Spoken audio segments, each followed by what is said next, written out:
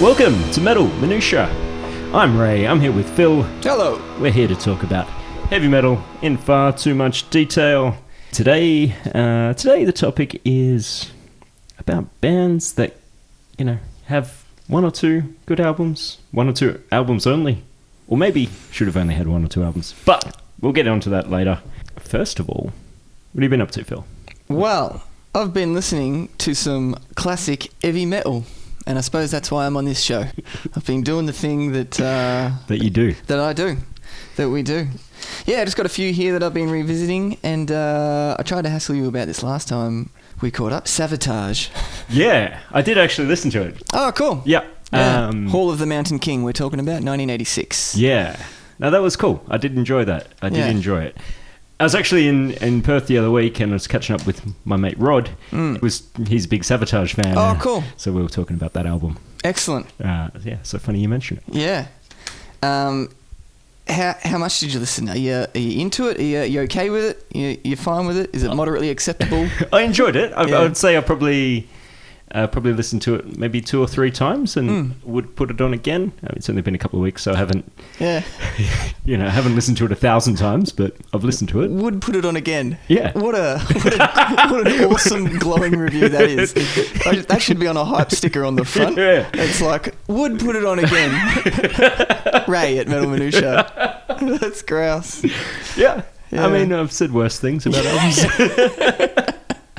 That's another thing you can put on the hype sticker. I've said worse things about other albums. That's awesome, man. For me, this album is just like from the cover art to the final note, as my mate Paul sometimes says to me. Yeah, it's just wall-to-wall classics. 24 Hours Ago, Beyond the Doors of the Dark, Strange Wings. For those out there who started thinking that, I know that when I said that title, someone out there will be like, oh yeah, That the bit. Like, they're thinking it, and this is for you. This is for you. It's a very good album name. Yeah, strong. Yeah, it's got 2 of the things in there that are the most metal things: Mountains and Kings. Halls are pretty... Yeah. I wouldn't say top 2, but they'd be in the top 10. Yeah, a Hall is no slouch, like when it comes to metal things. No, you know. just ask Joey DeMaio. Yeah, indeed. Yeah, great band, and I might do a bit of a feature or something in the future on Sabotage because they've got an interesting progression and an interesting story. Kind of all over the place, kind of unpredictable, and just worth a bit of a dive. But we'll leave that for another day. Cool. Anything else? Yeah, I've been listening to Mr. More is More himself, Oh. Yngwie J. Malmsteen, who's a favourite down here at the Metal Minutia HQ. Everyone loves More is More. Everyone knows. Everyone knows the that pillar of logic. Yeah. That totemic slice of wisdom that more is indeed more. Yeah. How could less be more? It doesn't make sense. It does not make sense. So think about that when you're listening to... You'll have no choice but to think that when you're listening to anything Malmsteen does. Like, Less never comes into it. No, not at all. There's just so many guitar notes coming at you at a fantastic speed, A friend of mine once described it as like when he's writing a song, the last thing on his mind is the song. Awesome. It's really just like how much of a solo he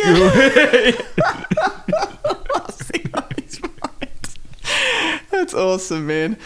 Look, I'm going to go ahead and just disagree with that right now, right? But I love it. That's an awesome observation, and I'm just going to go ahead and disagree with it. Because at least that's something I do want to say. Like, he's easy to take a shot at. Malmsteen is low hanging fruit. And it's heard a lot that all he does is care about guitar solos and fast playing, and that is totally true.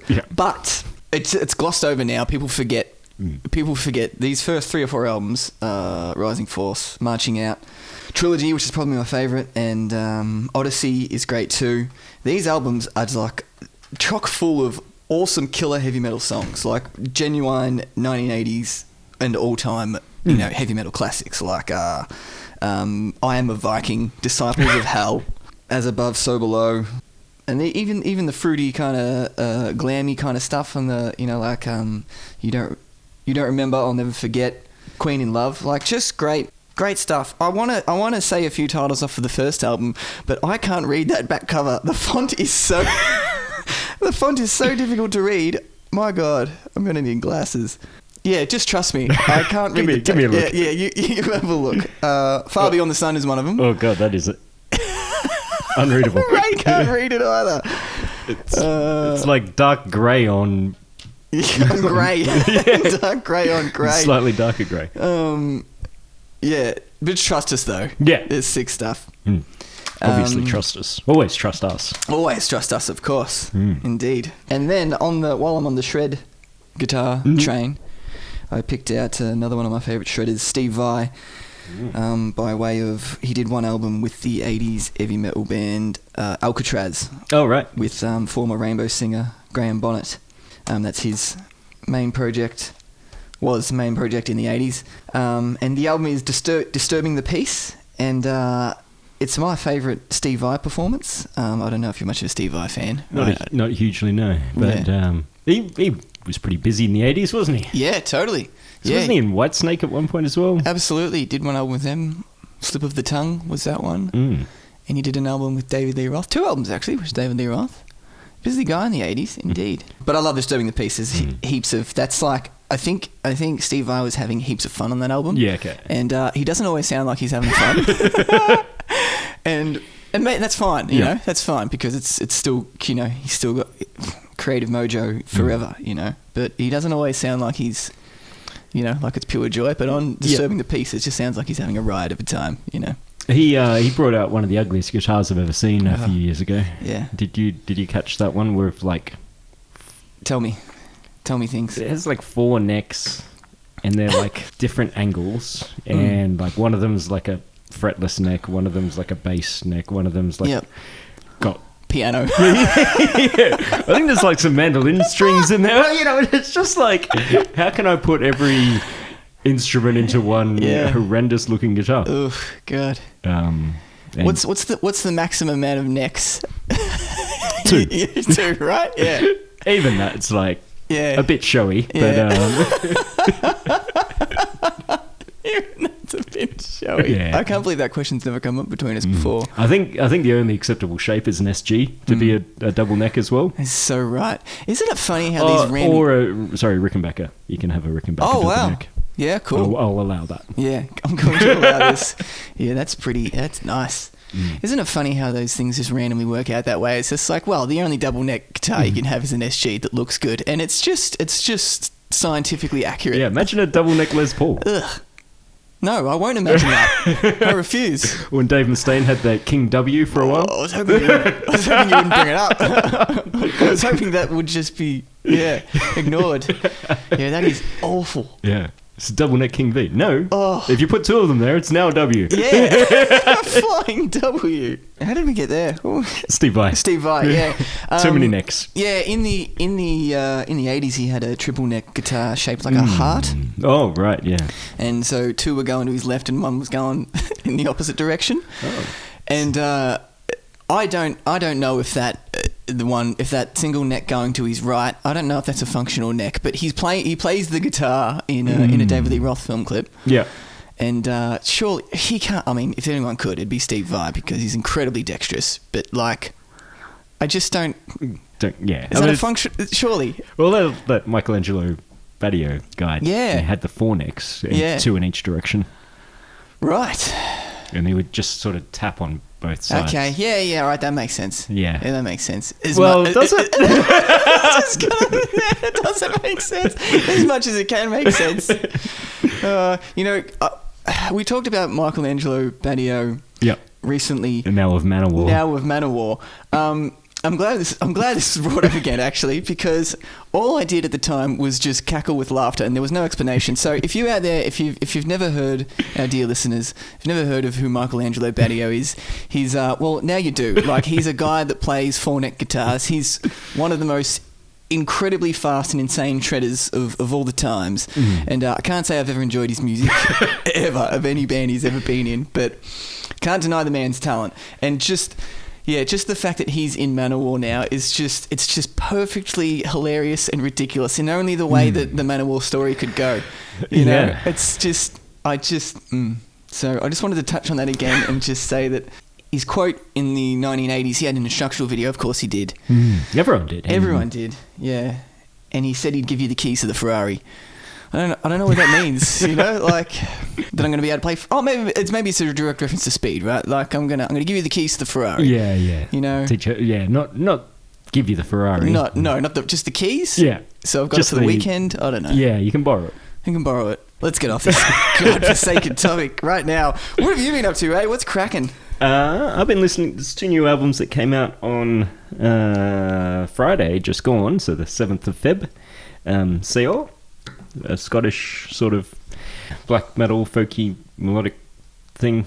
They've probably got a much better description, but that's loosely how I'll give it. But Amidst the Ruins, their new album came out. Good title. Yeah, and quite a good album. I've just listened to that the last couple of days. It's got a little bit of like Agalloch type stuff on it this time around. I think this is their 4th or 5th album or something. It's been around a while, and yeah, it's cool. Nice. And the other one, Arab Altar, who have an album I'm not going to try and pronounce. Way too many dots above letters and no spaces. But just to be clear, it's not because he physically can't read it off of the back of the CD, like the Malmsteen it had thing. been previous issues. Yeah, different technicality here. But yeah, sorry, carry on. But yeah, they're sort of like a Viking band, like epic doomy Viking stuff, in a bit like Moonstar, I would say, would be the rather than like Winter Sun or Unsifrim. When you talk Viking, it can kind of skew a couple of different ways, and people have very mixed responses or very different responses if you say, it's like one or the other. But how can a subgenre be so, how can a single subgenre be, so divisive? Stinted yet again? Like, it's wild. Yeah, but that's the world we live in. That's the world we live in. Yeah, but it's been pretty cool. I've enjoyed that. Also, since we talked to Stu on the last episode about Atlantic Codex, I've been listening to that live album of theirs, Annihilation of Bavaria. Cool. That's been really good. I hadn't listened to it in ages.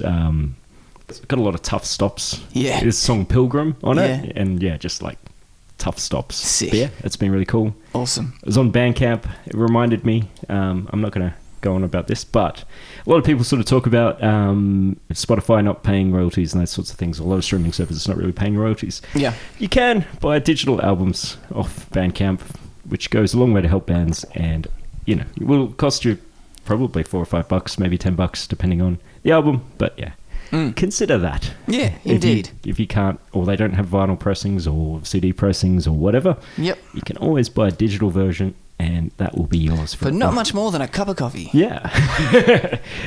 Do that. The Atlantic Codex is a great one to get to start with. Awesome. But yeah, I was at Dr. Colossus gig last night with Lucifungus. Sort of like a cathedral style doom band. Yeah. Yeah, pretty nice. Cool. A couple of guys from Pod People in it. Okay, yeah. Old Australian band.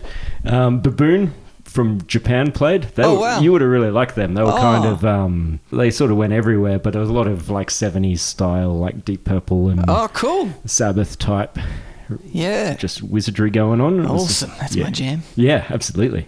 And a gazillion Angry Mexicans was also on the bill. Yep. But yeah, what was the room like? It was sold out, I imagine. It was pretty full. I don't think it was quite sold out, but very, very full. Actually, it was towards the end during Dr. Colossus's too many S's in their set. The PA fucked up. Oh, it totally cut out. The band kept playing because they're pros. Yeah, but then the crowd just sort of sang the song for it. Oh man, so that was pretty cool. That's awesome. And eventually they got the PA working again, but so that's killer. That would have been an excellent vibe. Yeah, it's quite awesome. fun.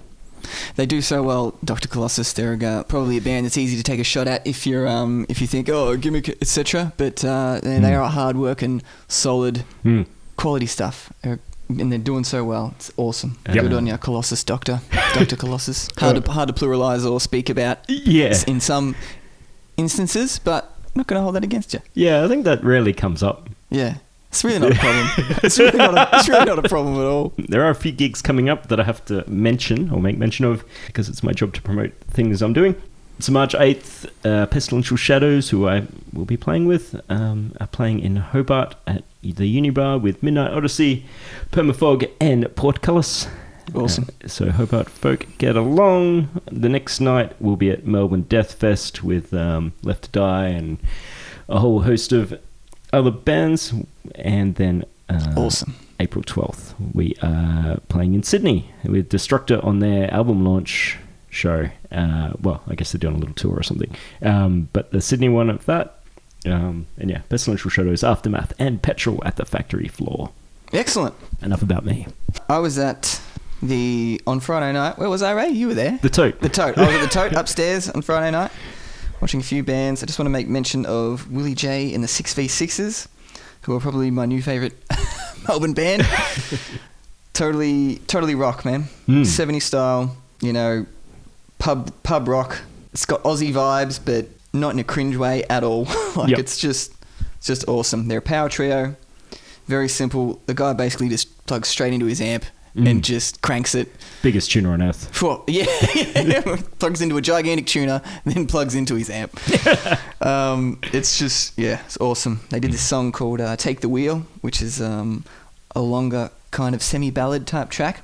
And that's when they totally won me over. I've seen it a couple times, but that was when they totally won me over. And I thought, this is great. The sense of dynamics, pulling it back down before bringing it right back up. Real control and an excellent... They've got such great chemistry. And, it's easy to call something 70s vibe when someone puts on bell bottoms and, sings baby, baby or whatever, right? But it's that sense of dynamics and their musical chemistry that gives it real 70s cred, because if you sing a song like that, it reminded me of like what REO Speedwagon would do. And I mean that totally as a compliment. Really cool, really, really cool. It's kind of loose, like it could fall apart, but it's not, Yeah. He's got a great voice too. Yeah. Yeah. Raucous. But then he, quite sweet and soft at times as well. Exactly. And in that ballad track, semi-ballad track I'm kind of talking about, that really comes across and he utilises that. Yep. Anyway, get along and see them if you can. Yeah. One other show that has been announced in the last couple of days that we should probably just make brief mention of. One last show of Black Sabbath / Ozzy Osbourne. Set for July, I think. I think it's August. July, later in the year. Yeah. Tickets are on sale Feb 14th if you are inclined to do that kind of thing. Crazy. Yeah. It's a big fundraiser, I think, for a Parkinson's charity and a children's hospital type charities, which is great. Sabbath and Ozzy solo, both doing sets. I don't know how long those sets will be because of health. But then there's a whole host of like Metallica and Slayer and, kind of every band in the world is playing. Yeah, and it's a outrageously stacked lineup and a bunch of like solo performers. It looks like they're doing some kind of super group type thing. There looks to be some kind of something like that, something or other. Yeah, there's about 20 people involved in that by the look of it. So yeah, should be a remarkable kind of event. I think, however it unfolds, it will be one for the books. Yes, and I hope it is a success for like if it's to be an end, hopefully a triumphant end. Indeed, yeah, a fitting celebration and a like you say, fitting. Bands that have albums, more albums than they need, not enough albums, one or two albums. I think it's... we loosely defined it and then decided not to talk about it anymore, rather than define it because we might talk about it too much. Yeah, it's an interesting topic, and I think it could be, depending on how we phrase it, it could be really offensive. But if we phrase it a certain way, it might be like, because you could. I'm really curious about how this is going to pan out between us. I tell you what, because you could say that like the topic is bands that have one or two good albums and then should have given up, or like went on to a career of underachievement. Yeah. Or you could say, bands that only their early stuff is good. Actually, this is all negative. It's only it's only coming across bad. Or bands that had a change in direction. It could be. I think more. Well, yeah, and then there's the bands that only had one or two albums that were just like excellent, and then for whatever reason they ceased to be. Yeah. And then I guess there's the idea that maybe they're enhanced, or their reputation's enhanced by not fading. Yeah. In a way. Yeah. Get in and out and. Yeah. And I think it's important to say, we're not saying the bands should quit after 2 albums. They should only have. People can do whatever they like. For sure. Like Gravedigger just released their 38th album. Not exactly 38th, but it'd be up there, man. They have an album every 18 months. God damn. Anyway, for the last 30 years, they've been anyway. That's not what this is about. Yeah. Because if someone's going to pay you to make music, or you just want to make music. Yeah. Like we make music. Yeah. It's not. It's just we completely understand why bands would do things. And however they want to do that.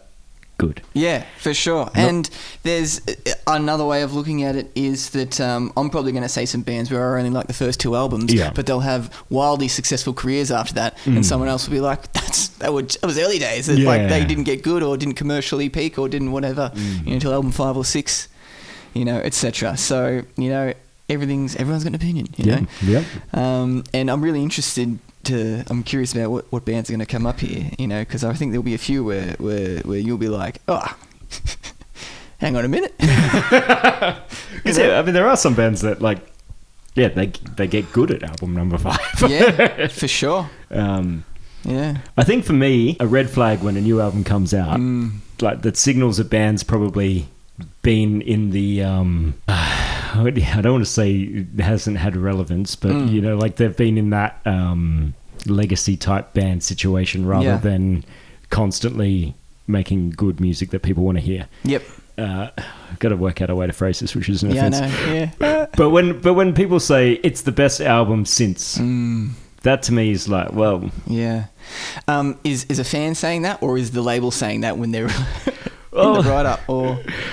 Yeah, because let's talk about both. Yeah, because I think whatever comes out as the press release will often be what people say, regardless. Yeah, interesting. But like Megadeth's a classic for it. Every new Megadeth album's the best one since Rust in Peace. Which is just wild. Yeah. I haven't listened to a lot of them, but I assume it can't be. I assume it's not. Well, even if it is the best one since Rust in Peace. Why wouldn't I just listen to Rust in Peace? Just go listen to Rust in Peace, man. Yeah. And it's when we start talking about a new release in that, it isn't good in and of itself. Well, maybe it is, but it's, for its relevancy, it has to be related back to, return to their roots or these types of things. I don't know. It's a real, it's a real bummer if your label, and I'm talking from indie label all the way up to CBS and Sony, whatever, like if your management or representation is saying that, that just sucks so bad. Like it's just if they're saying that on your behalf, or you have to do that, that just must be shit. Like that must be an awful feeling, because it's like, I'm quite literally saying to the world that I'm trying to recapture the glory days, and no one should feel like that. No, no human being should feel like that. Like it's rubbish. Yeah. But that's why I asked before about. But of course, if it's in camera and you're just speaking among friends and you're talking about, of course, well, you talk honestly, and it's like, oh, I don't like this mid-period of this band. For me, that's the best one since whatever. Of course. I'm not saying that no one can have feelings and opinions and not be honest about it, I'm just saying that when it comes to, the official line and what's publicly declared, it's like, God, man, give me a break. If my label is saying, yeah. Anyways. And if they say like a bit if of I had a label, I should say. Yeah. No, hypothetical. Maybe like when they say an album that's like a bit rogue, like just to stick with Megadeth, like if someone said best album since Euthanasia, you'd be really curious about what kind of what the hell that means. Yeah, that's such a great example. Best album since Risk. Yeah, that's such a great example. Even though I love Euthanasia, I love that album, but that would be a really peculiar thing to say. It would feel like you'd throw more people off than They'd be like, hang on, what? So it's kind of okay and confusing. It's a kind of okay album that confused a lot. It's going to confuse a lot of people. Do you like euthanasia? Serious question. Yeah. So like, serious question. Why would I not all ask our you? questions are serious. All our questions deadly are serious. When I was a teenager, Megadeth was a band that I listened to a million times. Up until 01, I saw him play on the World Needs a Hero tour. 01, 02. But yeah, anyway, they were a big band for That's me. That's the first time I saw him too. Oh, there you go. Yeah. When I was 14 or so. Around that age, Megadeth were one of my favourite band, I would say. So yeah, certainly up until probably Cryptic Writings would be albums I listened to. Towards the back end of that album, there's like, now I revisited it a couple of years ago, and there's like, it falls away after the fifth or sixth song. It does. Yeah, it really does. But those first 5 or 6 songs are killer. And it's got one of the best recorded drum sounds, I think, ever in the history of heavy metal and hard rock. The drum sound on Euthanasia is marvellous. I love the guitar intro to Training Consequences as well. That blew me away as a young teen. Yeah, quirky, you know? It's like but still tough as hell. Yeah. I just want to touch on this briefly. That drum sound on Euthanasia, I'm specifically referring to the original mix as it was released, because all those albums up to Risk were remixed by Dave in 2001, 2002-ish, and then released. And on all the streaming platforms, 90% of them, you can only hear those remixed versions. Okay. So just a word of warning to folks out there that, like, if you're listening on a streaming platform and don't have the original press CD or the original press vinyl of those early albums, you're listening to a different mix. And that might not be might mean much to you. For me, it's a huge deal, and I tell you what, I imagine it's a huge deal to the mixing engineer that spent a year of his life, Max Norman and those guys, making those albums. And then when Dave remixed and re-released them, look, artists can do what they want, I guess, but like when you remix something, I think you should have the original one just as easily available. Because if people hear that music now for the first time, they're hearing a different thing than what was created at the time. I'm trying not to go on a rant, but I'm going on a bit of a rant. I'll wrap it up. I'll wrap it up by saying a positive thing about it. Just try and always listen to those original mixes, because they're incredible. Yeah. Rust in Peace, Countdown, those albums were production marvels at the time, and it's truly incredible work. Well, they built that studio. There was the little documentary they did for Euthanasia, and that was built a studio from the ground up. And awesome, what an awesome achievement. And that album sounds absolutely unreal. I'll say one more thing about this. How's that rant wrapping up, Phil? Pretty good. I didn't think we were going to spend so long talking about Megadeth. Yeah. When did that album come out? I think 94. Yeah. And it was remixed and re-released in 2002, right?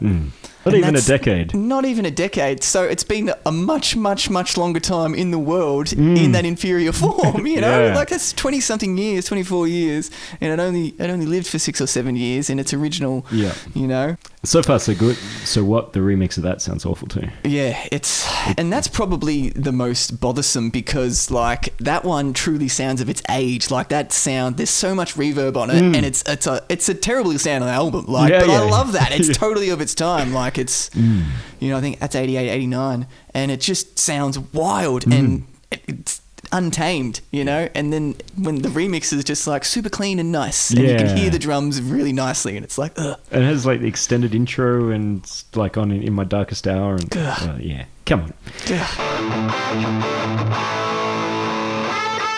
Anyway, so let's get back to talk. Gee, that was really off topic. 10-minute rant about Megadeth. All right, so I'm going to give you examples. So Emperor, they are a band that had 4 albums and an EP, I think. Yeah, 4 albums. Yep. They currently, for the last, decade or so, probably maybe a bit longer, have spent, a year every now and then touring either their first or second album.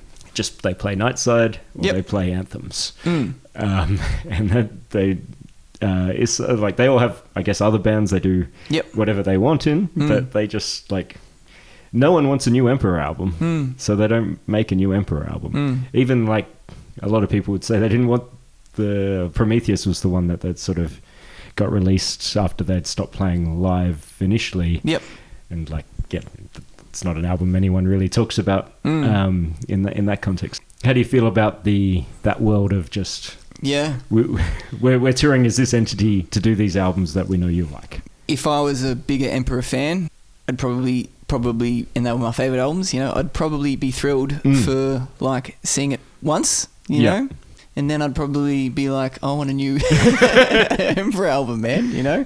But it's a bit hard for me to judge that because I'm not in that world. And I like Emperor. I like them, but I'm certainly wouldn't call myself you know, a proper fan. And I saw them do anthems, you know, it was unreal. Yeah.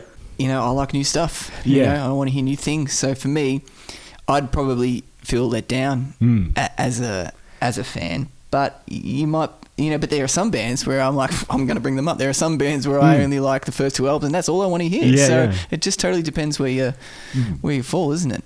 But I guess in this context, so Ihsahn, like, he makes a new album every couple of years. Yeah. He's done more albums outside of Emperor than he has inside. Yeah. So I guess it's like whether they...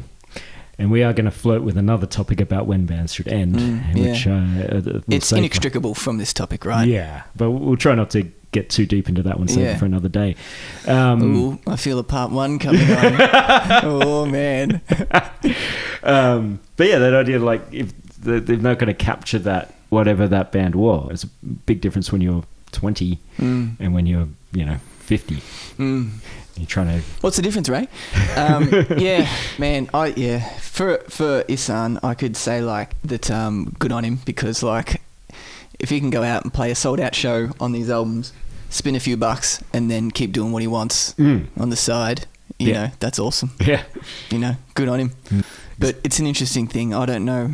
You know, how do you feel out there, dear listener? Call us up on 555. I think back in 2012. Candlemass had announced that they were going to stop making new albums and just sort of play live, I guess.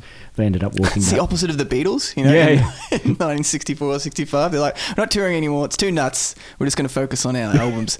Candlemass were like, stuff albums, you know. We're just going to play the songs you already like. But they ended up walking that back and have since released... I don't know, probably like 3 or 4 albums since then. But, Liars.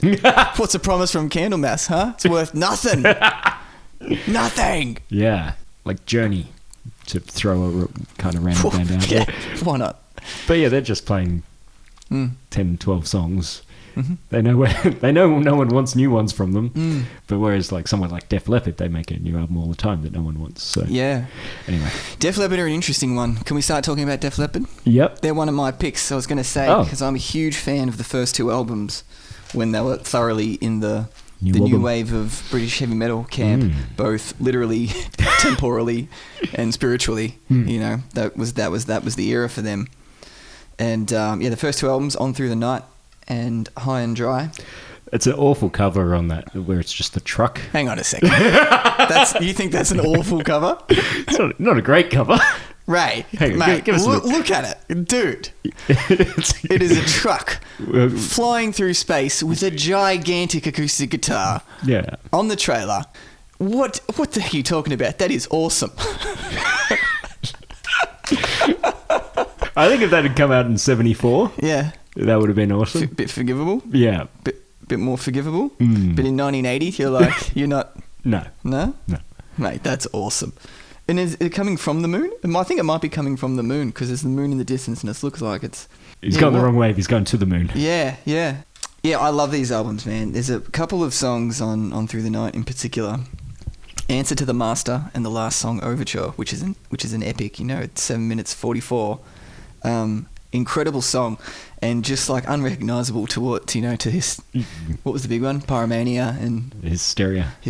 Like epic, like totally unrecognizable in comparison to that. Just killer 80s heavy metal. Overture is one of my favorites. Overture is probably one of my favorite heavy metal songs of all time, actually, if I did a list, which I should do. Yeah. Top 100. Overture is an incredible song. Yeah, but then, you know, man is like a huge Def Leppard, not huge, but a big Def Leppard fan. Yep. And she loves Pyromania and Hysteria just as much as, you know. Anything after that? Yeah, I don't think so. I don't think yeah, like, whoa, there is some just nonsense like that they went on to release. My goodness. I haven't heard a lot of their post 1990 efforts, but hugely popular band, wildly successful. Yeah. You know? Yeah. If you're getting played on Triple M, I don't hear any new wave of British heavy metal bands played on Triple M. You know, I don't hear Praying Mantis and Angel Witch. So you reckon they should have stopped? You reckon they should have stopped before they made millions of dollars? Is that how we're capping off each one? It's like, are we getting a stop or a go? You know, like after second album, stop or go? No. You know, like they definitely should have stopped. Yeah, I can imagine a parallel universe where Def Leppard stopped after the first two albums, and we're just like, you speak to other heavy metal fans, you know, like, hey man, you're a Def Leppard fan? It's like, yeah, it would be like remember Def Leppard, you know, or like, one of the hidden gems of the drummer would still have two arms. Well, man, goodness, you know, like lots of positives to them stopping. What do you reckon they'd be doing right now? Obviously they'd have day jobs. Yeah, probably in real estate. Probably for the best that they kept going. Because real estate is a dog-eat-dog world.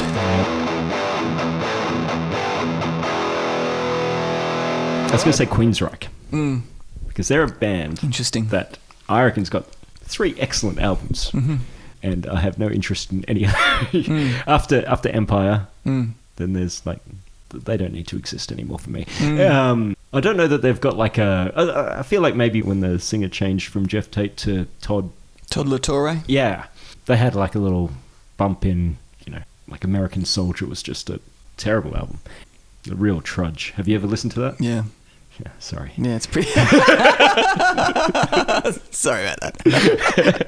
Didn't want to bring up bad memories. Yeah. It's tough, man. Like, all those 2000s Queensryche albums are tough. Yeah. So it's like they got a bit of energy back or whatever, but it's not like, they don't seem to be like lauded albums. Like no one's saying it's the best since Mindcrime. Mate, yeah. Yeah. Those new albums with Todd, very talented, awesome singer, but they're a snooze fest for me. Like, I'm just so bored. I can't remember can't remember a darn thing off them. You know, I listen to them and I'm like, not interested at all. You know, you said Empire after that. They're done for you, right? Yeah. Promised Land is after Empire. Have you given that a fair shake? I probably haven't, to be honest.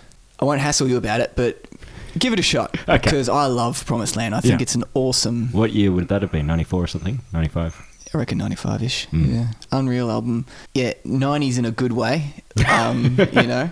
90s in a good way. They're not trying to sound grunge. It's just a dark album, and it's really quite unique. It's weird, like they're a band from Seattle. Yeah. Sort of mid to late 80s, they got real big and... Yeah, interesting story. Interesting trajectory. Mindcrime's their third album. Oh, isn't Empire the third? Is it EP?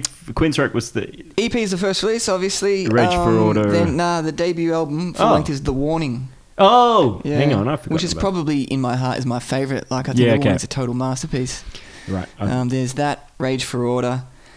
Are you considering the first release, the EP, are you considering that a release or an album, or like, where is that? Because, you know, like... I wasn't putting EPs in there yet. Okay. It was their full lengths. Yeah. So, So right, I'd miscounted. It would be 4, not 3. Warning, Rage for Order, Operation Mindcrime, and Empire. Imagine they stopped then. So like, you'd be like, whoa, Queensryche, you know? Yeah. Like, dear Lord. That's a hell of a legacy to leave behind. Yeah. And 4 just titanic albums of awesomeness. Yeah. And variety too. Yeah, like an awesome progression, you know, just daring. Yeah, and the performances are just... Jeff Tate, like, his vocal performances are just astonishing. Yeah. You know, it can't be overstated. It's an amazing voice, like Silent Lucidity for that, you know, warm, deep, so rich. Yeah, but then like stuff on Rage for Order where he's just like Only Dreaming Infrared, where he's just like screeching at her. Yeah. He sounds like he's having an emotional breakdown on that album, like, and it's recorded, and it's incredible.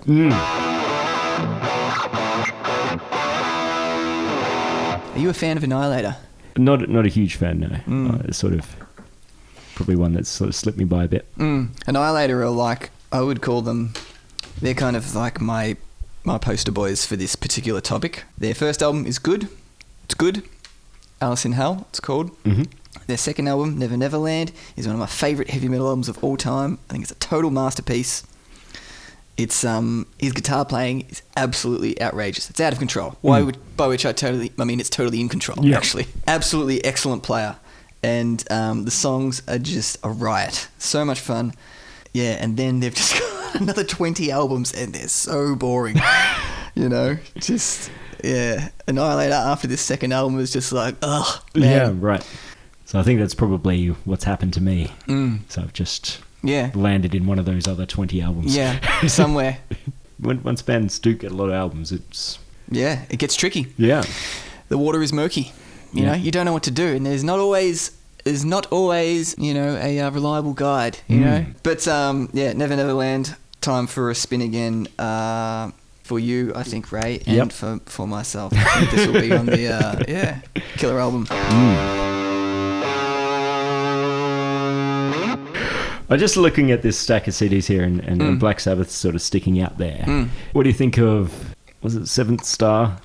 Tony Iommi's Black Sabbath. I mean, I love that album, but you've got a situation where, like, the record label says you can get paid X and release it as a solo album, or you can get paid 10X or whatever it is, and releases the Black Sabbath album. Yeah, I feel especially bad for Glenn Hughes because he recorded those vocals, and then he was just told, like, after the fact, he's like, oh, it's going to be... He recorded it under the guise of it being a Tony Iommi solo album. You know, it was very much going to be them two working together and build as Tony Iommi or what have you, Tony and Glenn.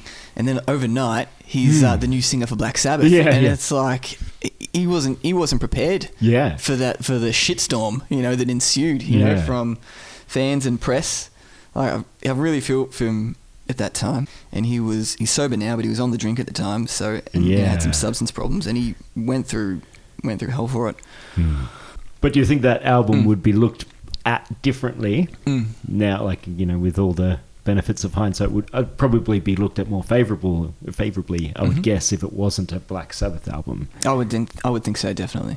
Yeah, if that was Tony Iommi or like a Hughes Iommi, whatever you want, something like that would be like a kind of a lost AOR favorite. I think you know, a little gem that some people know about, that kind of thing, but yeah, but as a Black Sabbath album, it's just simply not a Black Sabbath album. Yeah, it's just not. Yeah, and that's where these types of things get. It's just unfortunate that one Tony Iommi album would have been remarkable, but whatever, 13 Black Sabbath albums, it's not in the top. Yeah, put it next to Heaven and Hell or Mob Rules or whatever. Like it's just not of that ilk. What about like when supergroup type things form and they release an album? So I'm thinking specifically, well, the example I have is Twilight of the Gods. So there was a Bathory tribute band, essentially bunch of people. They decided to make an album of originals. That album from a Bath, that kind of thing, when people just like, put out an album and it's cool. That album is so sick. Yeah, it is. It's so good, that album. I think about it separately once it's a separate entity. Yeah. Because that's the way it's artistically presented, and yet I know what you mean. Yeah. Bruce Dickinson's new solo album from last year. I consider that in the same group as the other Bruce Dickinson albums. If he'd made it a new, like, it'd been 20 years since he'd done a solo album. If he'd just called it something else, like the Mandrake Project. Maybe I wouldn't have enjoyed it in the same way. I don't know. Yeah, totally. Like, that's a reasonable reaction. Like, I just know what you mean. I like that I album, just to touch on that again. Yeah. I like that's this lost single work of that band, because I love that album so much. And I think that project continued and did other things. I think that would dilute it a bit. Are you a fan of Jag Panzer? I've definitely listened to a bit, but I found it a bit dull, the albums that I... Yeah. I imagine you landed in the lost times. Yeah, okay. Because you only need one album, and that's the first one. Okay. Yeah. They did an EP, and then this first full-length album was called Ample Destruction, 1984. This is like true, raw, killer 1980s American power metal. Yeah. American power metal has a very specific sound. Totally. It's tough, early Metal Church. Yeah. Yeah, this is an unbelievable album. And the vocal performance by Harry the Tyrant Conklin, it's out of this world. He sounds like a raving maniac, you know? Sounds like they found a raving maniac on the street and just put him in front of a microphone. It's absolutely awesome. A few great song titles on here. Just want to mention Generally Hostile. Yeah, right. Generally. Not Generally Hostile. just generally. Just generally. Generally Hostile. Come on. How does that fit into a chorus? It doesn't. They wisely don't sing those words. Okay, yeah. These are Americans as well, so English is the first language. Yeah. Yeah, that's so good, man. That's all I want to mention. That's all I'm saying. Yeah. But I bring this album up because this is a peculiar example. They recorded a second album at the time, and it went unreleased. The label, label cut funding and dropped them, and the band dissolved. Right. Okay. This is 86, 87-ish. Which is a real shame because, imagine having the rug pulled out. Absolutely. Underneath, at the time, obviously young guys and a time when there was actually money in music, so they would have been, a career awaited. Absolutely, yeah, absolutely. And if they just they'd gotten over to Europe at the time, probably would have been a bit more, a bit better for them. But yeah, and so that album went unreleased a long time. It was released in the early 2000s, I think, or bootlegged, since, and then then released properly. And it's pretty good. I really like it. It's not as amazing as this first one. It's a different singer, but it's pretty good. So it's a real shame that because it totally threw their career off trajectory. They managed to reunite in the mid-90s, but when they did, the music is afflicted by 90s-isms, these down-tuned guitars, and it's just they kept going. And but it just totally threw them off course. And each album since then has either one or two re-recorded songs from earlier in their career because of the album that went unreleased. So if you're a Jag Panzer fan and you're new to it and you're listening to their catalogue, it's just very confusing. You're hearing songs that you've heard before, there's different versions of it. So the catalogue's just a mess, I wish them all the best. It's a real shame what happened to them. But I find them a very difficult band to enjoy because when you're listening to them, you're like, I know this one. Is this one? Does this just sound like an old song, or is it actually a re-recording? It's hard to get into. And even if you're just putting one or two random songs from a previous album into your, it's gonna be hard to make that flow in a way that makes. Damn right. Absolutely. Yeah, you got sore thumbs all over the place, Yeah. And imagine writing new songs and you're into your new material, and then I can't imagine what you shoehorn something from 1987 into it. The intention is strange, because it's I can imagine feeling like, I've got this great song that's just doing nothing. I've got to get it out there. So I can understand that, but I reckon it would be a really weird creative experience because you're putting it next to something else. Yeah, why not just do that out just re-record the whole album, maybe. Yeah, just do that. Yeah, that seems like it would be easier. Yeah, but that maybe there's a contractual thing, because if your label, say this is 2001, right, or the late 90s. Your label's asking you for an album of new material. I don't think they could. I don't think they could have done it because whoever it was in the 80s had the rights to that second album. Yeah, okay. I don't think they could have done it. That's just a guess. I'm no lawyer. Yet. I'm actually studying to be a lawyer. Just so you can answer these questions online.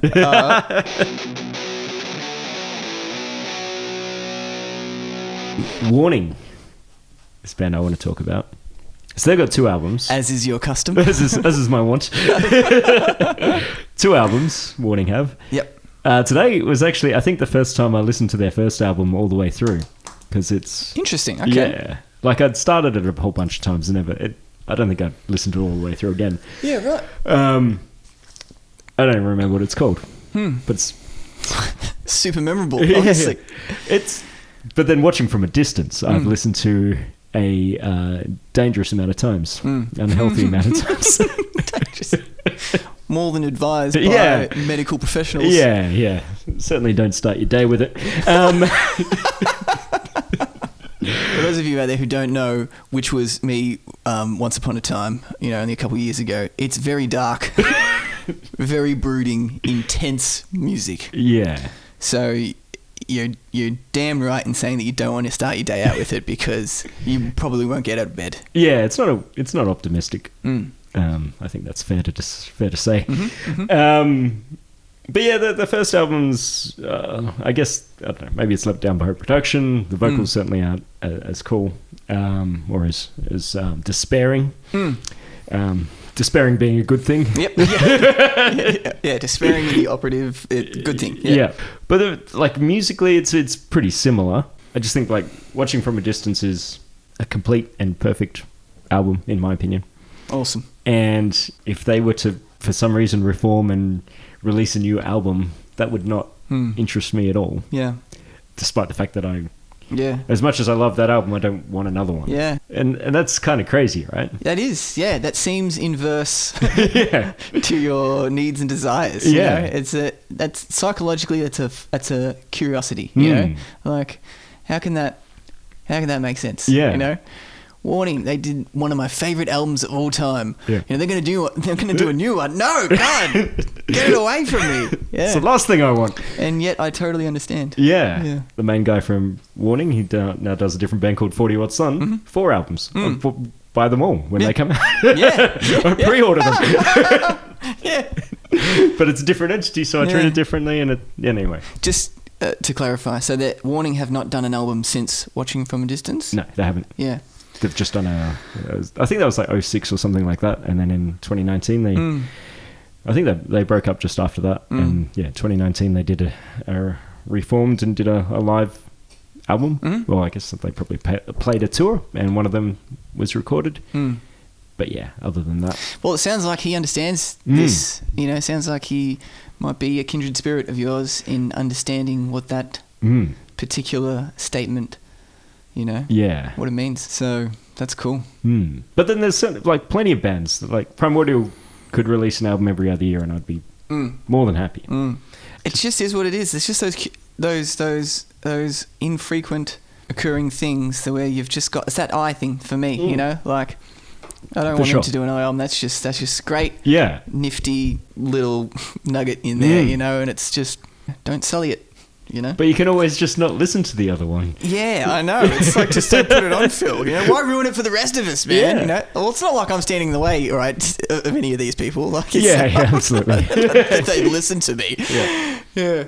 It's just like, Phil, just don't put them on. What's your problem with it? No. But the idea of, like, you know, the new Queensryche album, who cares? Yeah, exactly. But, And then maybe it puts you off watching them live a bit.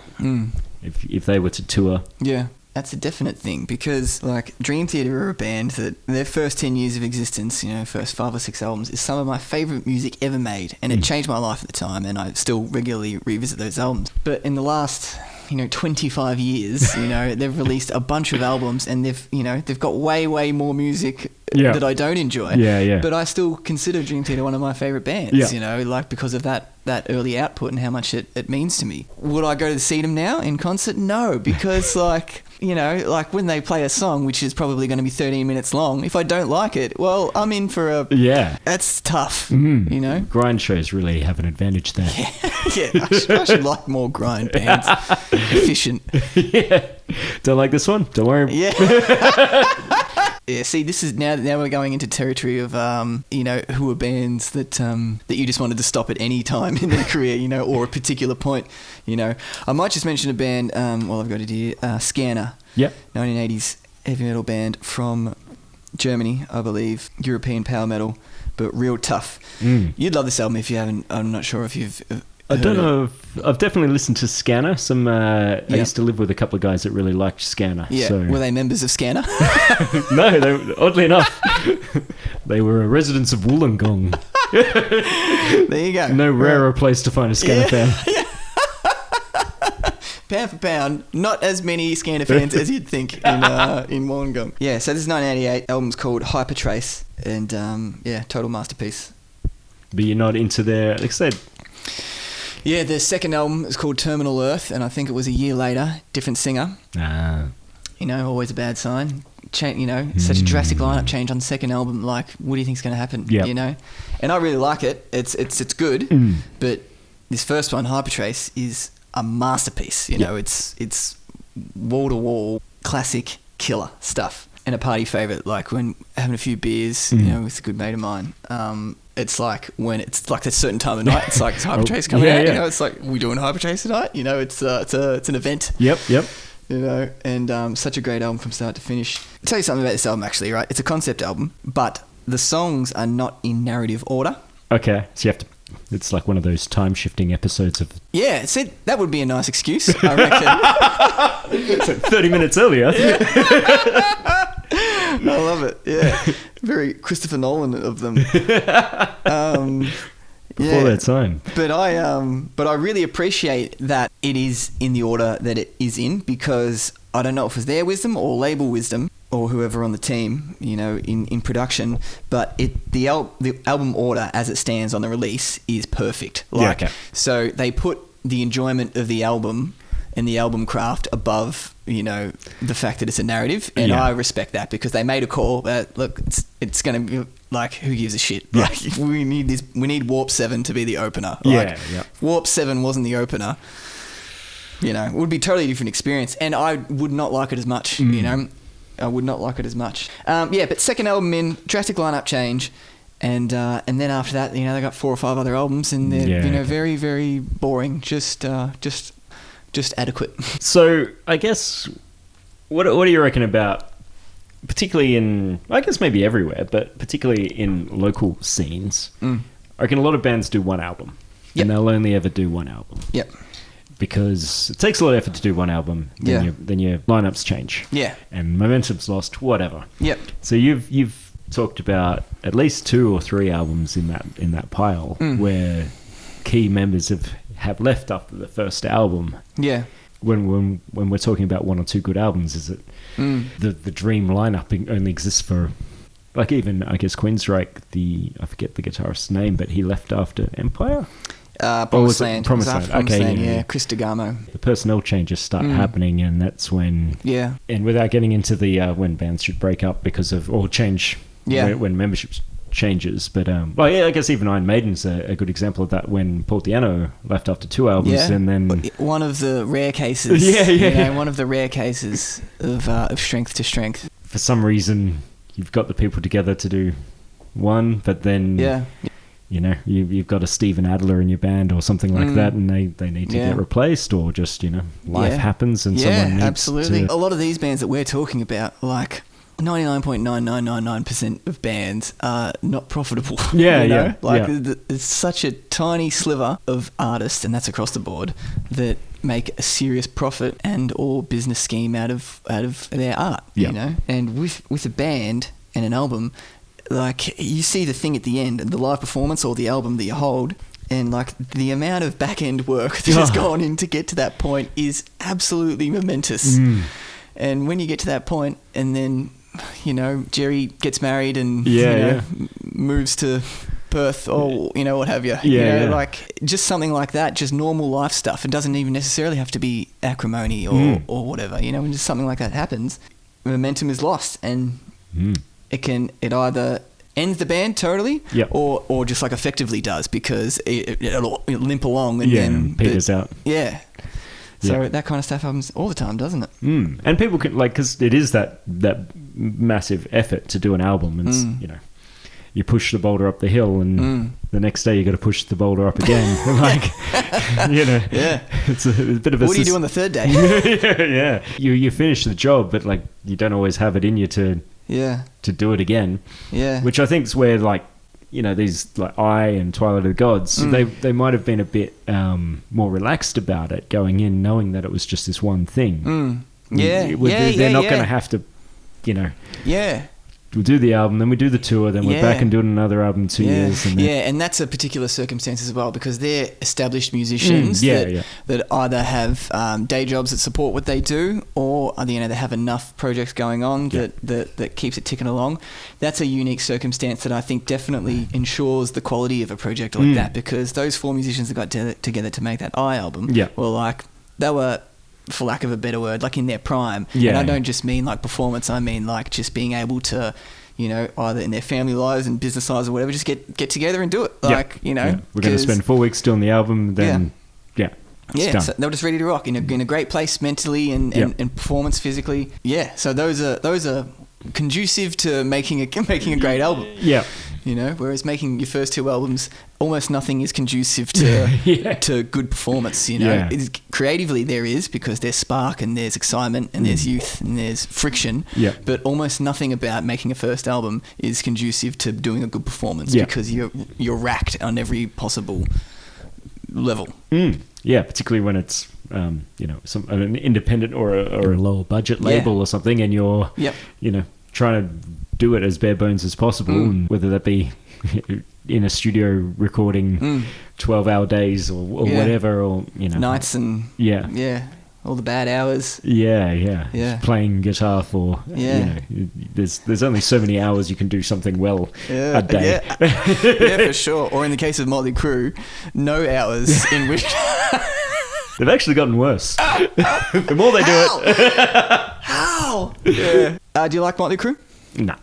Not at all. Blanket answer? Yeah, no. That's what I was expecting. Yeah. I love the first 2 Motley Crue albums. Okay. I love, what are they called? Shout at the Devil is the second one. The first one is Too Fast for Love. Yeah. 80s filthy, dirty hair metal classics. I love those albums. And they were getting along just well enough, and they were just coherent enough to and wild enough to bash out these raucous couple albums. And then, oh man, did they fall off the perch. I tell you what, like creatively, like just far They're out, all man. still alive. They are. Yeah. But oh my God, those albums after that, it's just, you know, there's a handful of cool songs here and there, but just, you can just hear how tired and knackered they are. You can just hear it in the music, just like, I've got to go to the studio today. Lame, you know? It's just... I bet the pile of drugs were Maybe I should have slept in the last week, and then I wouldn't be so tired. Been up for 300 hours, you know? One of my favourite albums of all time by the band Crimson Glory. Oh, yeah. Transcendence, in 1988. And their first self-titled album, I think in 86. Now, there's a band that have 2 Stone Cold killer albums, and then I could do without... Yeah, they did another couple after that, sparsely. 4th one is truly horrendous. And the third one's okay, but only because I've listened to it that many times as a young fella. Stockholm Syndrome kicks in. Spot on. Yeah, spot on. Yeah, that I just learned to like it, you know. Yeah. If I heard it for the first time now, I don't think I'd be on persist. board. Yeah, they personal strife, I think, and no harmony between the band members contributed to that, I think, falling apart after the second album. And then plus the death knell of 1990 and Nirvana, you know. Yeah. Like, I can't imagine, we all laugh about it now, but like, you know, at the time, you know, if you're in Crimson Glory in 1990 and you hear about this band from Seattle in 91, 92... Could barely play the guitar, wouldn't yeah, he? right? No threat to us. Yeah, he does not have the keys to the Ferrari, you know? Like, doesn't have the keys to a Corolla. Yeah. Wild. Like, yeah, you would just be terrified. It's like, what the heck? There's one band from that sort of time, Mother Love Bone. Do you know them? Yeah. And the guy unfortunately died just before the album came out. Yeah, Andy Wood. Yeah. But that was one Yeah. One good album though. Yeah, you like that album? Yeah. Interesting. Cool. I never quite know where you're going to go with 90s stuff because I'm a huge Soundgarden fan and I love and I don't mind Nirvana. Like to me, it's a punk band, but I like a lot of Pearl Jam. So I don't know. I'm curious about topic for off air. I think. Yeah. Don't want to get you in trouble or anyone in trouble. Yeah, but with 90s stuff, in particular Seattle stuff. Yeah. I think it's more that I've come to it really late. Like my mid-30s, I started listening to this music from. Yeah. Cool. 35 years old. Sometimes lack of context is good. Yeah, I love that. Yeah, I like that Mother Love Bone album. I downgraded it to like. I said I love it. And then I like it. Yeah.